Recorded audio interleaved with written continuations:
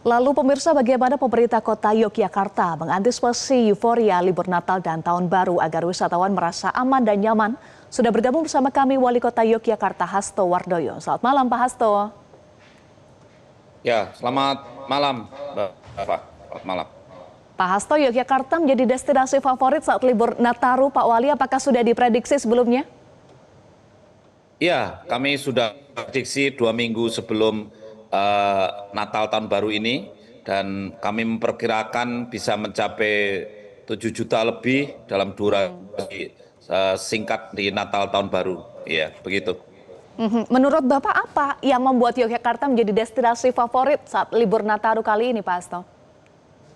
Eh, saya kira Yogyakarta sangat terjangkau kalau para wisatawan domestik yang dari Pulau Jawa ini semua bisa menjangkau Yogyakarta melalui transportasi yang relatif murah, yaitu lewat kereta dan darat. Kemudian juga ada modalitas transportasi baru, jalan tol yang sampai ke Prambanan yang dekat sekali dengan Jogja, sehingga itu juga memberikan suatu daya tarik tersendiri. Sebab yang lain, dari awal tahun 2025 sampai ke mendekati pertengahan tahun itu kunjungan wisata relatif menurun, ya, sehingga rupanya para calon-calon wisatawan menahan diri dan akhirnya di akhir tahun ini eh, akhirnya berdatangan juga itu, sehingga jumlah wisatawan dalam 1 tahun mungkin akan sama tetapi lebih menumpuk di akhir tahun begitu. Kalau sudah diprediksi, tentu sudah disiapkan ya langkah-langkah untuk menjaga euforia liburan ini tetap terkendali dan nyaman bagi warga lokal maupun para wisatawan. Apa langkah-langkah strategis itu? Ya, salah satu yang kita lakukan adalah bagaimana mengendalikan parkir. Jadi, persiapan untuk memetakan tempat-tempat parkir ini yang kemudian kita lakukan, ya. Seperti katakanlah parkir yang dari arah barat itu bisa bis-bis berhenti sebelum titik nol Malioboro, sebelum sampai core zone itu ada di Ngabean.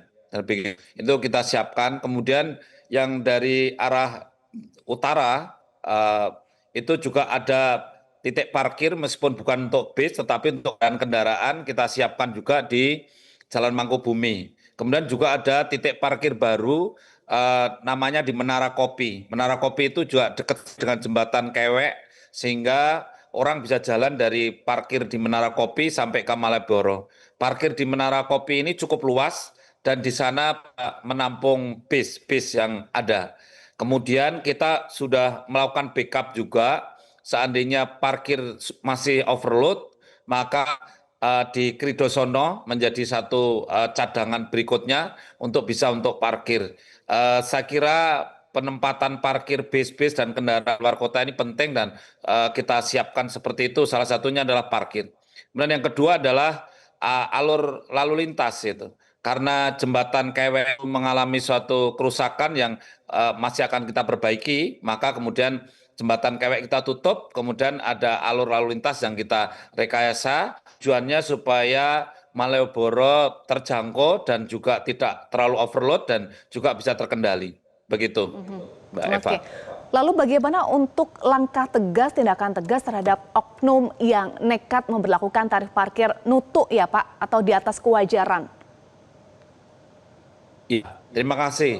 Memang kita sudah berusaha keras ya dengan cara ada lebih dari 150 titik itu kita menggunakan QRIS untuk parkir digital di kota Yogyakarta ini. Ini salah satu upaya. Dan kemudian kita bersama jajaran Polres dan juga Satpol PP tentu kita menjaga di pos-pos penting itu kita siagakan. Itu upaya-upaya untuk menghindari adanya parkir-parkir yang nutuk.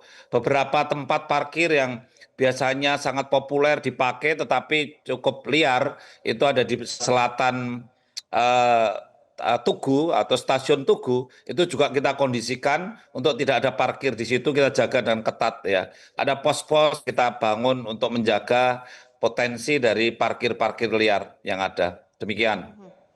Ya, untuk wisatawan diprediksi mencapai 7 juta wisatawan ya Kabupaten wilayah Yogyakarta tadi Pak Hasto juga sampaikan di awal. Apakah menurut Pak Hasto ini merupakan bentuk peralihan destinasi dari kota-kota lain sebelumnya kemudian saat ini bergeser ke Yogyakarta?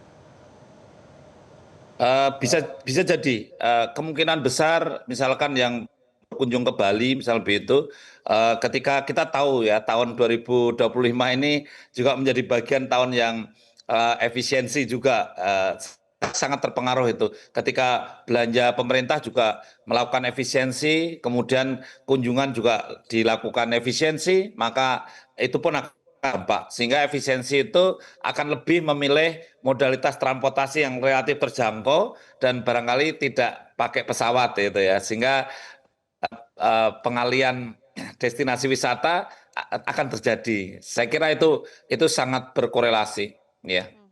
Baik, terakhir singkat saja Pak Hasto mengingat saat ini masuk musim hujan dengan cuaca ekstrim. Bagaimana kemudian koordinasi Pemkot dengan BPBD terkait mitigasi bencana di titik-titik wilayah atau wisata alam dan pantai agar keselamatan wisatawan tetap terjamin, Pak Hasto? Ya, memang kita salah satunya membersihkan sungai itu bagian dari mitigasi.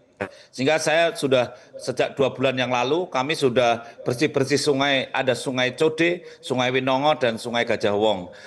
Saya menyadari bahwa ketika banyak sampah di sungai dan itu menjadikan overload akan berakibat fatal untuk kota Jogja dan Bantul. Ya, karena banjir akan berdampak pada kota Bantul.